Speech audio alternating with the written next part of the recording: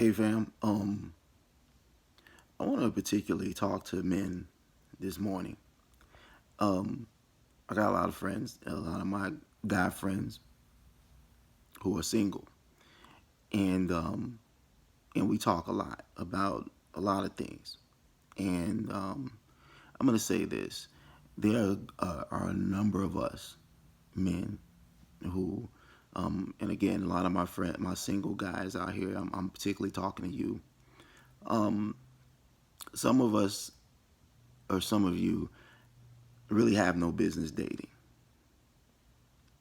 I'm just gonna put that out there, and I'm gonna be real honest with you. Um, Sometimes I think we feel like, as men, that we are defined by certain things. Maybe things that you own, like cars and your clothing and homes and material objects. And another thing or another caveat to that is the women that we date and or marry. We feel that those things are define us in some way. They they shape us, or they give us some sort of status in life. When a lot of times is that these are just fillers. These are things that we use to fill voids that we have in life. Um, some of us again have no business dating. Um, some of us are in no position financially, physically, or mentally to be dating. Yet we do it anyway because we're taught that's what we are supposed to do. That your life is not complete unless you have someone in your life, unless you have this woman or this girlfriend or this wife in your life. That usually is a recipe for disaster, and it's usually what happens. I mean, it's usually that we have no business in these situations. We aren't where we need to be financially. We aren't where we need to be psychologically. We aren't where we need to be physically. And when I say that, I'm talking about your credit, man. How is your credit right now?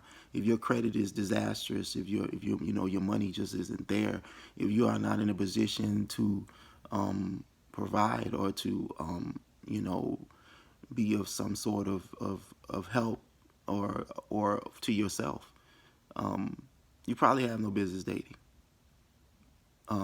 Physically, are you bringing preventable ailments into your relationship? Are you not taking care of your weight? Are you not taking care of your heart, your body? Why burden someone else with something that you need to be taken care of, and then it becomes thereby their responsibility to take care of you because you didn't take care of yourself? And finally, psychologically, some of us are suffering still in our 20s, 30s, 40s, 50s, and beyond with the psychological traumas of our childhood. Have we dealt with that? Have we dealt with those issues? Because what invariably happens is that we bring those baggage, those baggages into each and every relationship, and it causes problems. And you are the common denominator in all those issues.